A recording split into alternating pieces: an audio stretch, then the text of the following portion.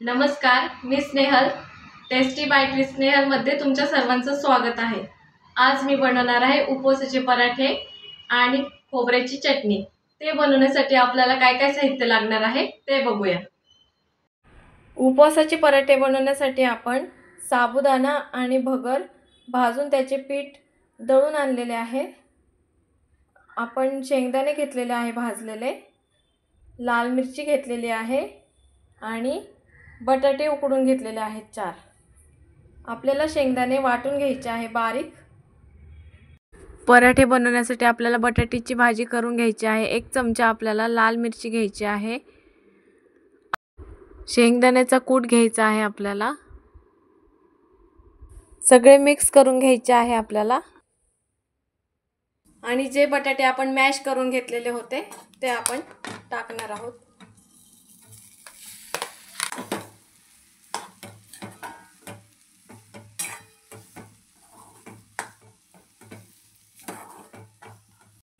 आपण चवीनुसार मीठ टाकून घेणार आहोत.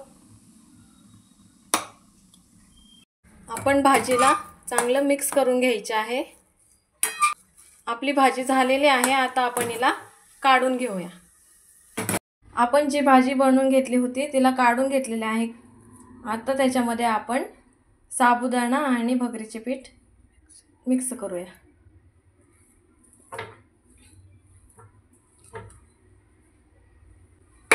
पीठ मळताना जर तुम्हाला अजून पिठाची गरज लागत असेल तर तुम्ही घेऊ शकता.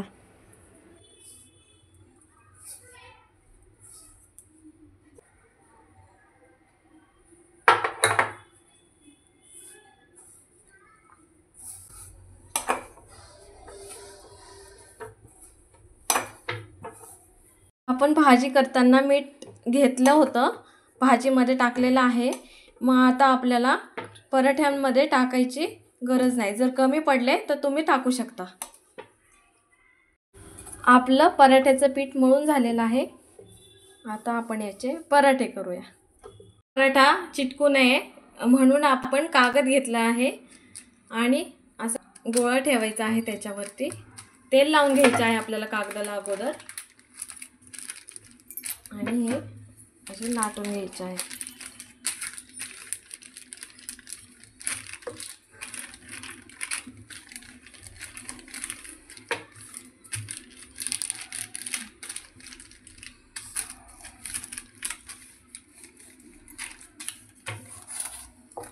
पराठा लाटून झालेला आहे. आता आपण पराठा काढून घेऊया.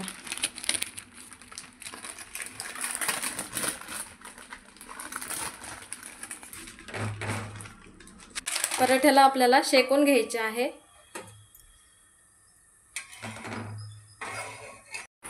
पराठ्याला आता आपण पलटी करून घेऊया. एक बाजू शेकून झालेली आहे. आता आपण पराठ्याची दुसरी बाजू शेकून घेऊया. पराठे शेकून झालेले आहे. आता आपण यांना काढून घेऊया. चटणी बनवण्यासाठी आपल्याला खोबरे घ्यायचे आहे, हिरवी मिरची घ्यायची आहे आणि जिरे घ्यायचे आहे. आपण खोबरे आणि हिरवी मिरची वाटून घेणार आहोत मिक्सरच्या भांड्यामध्ये.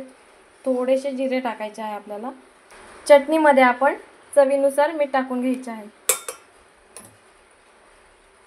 आणि हे आपल्याला वाटून घ्यायचे आहे. आपण चटणीला जिरेचा तडका देऊन घेणार आहोत.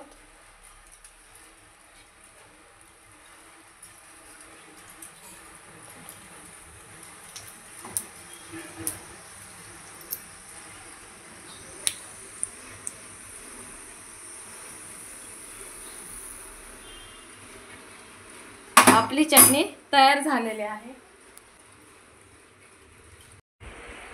आपले पराठ्यांची रेसिपी तयार झालेली आहे.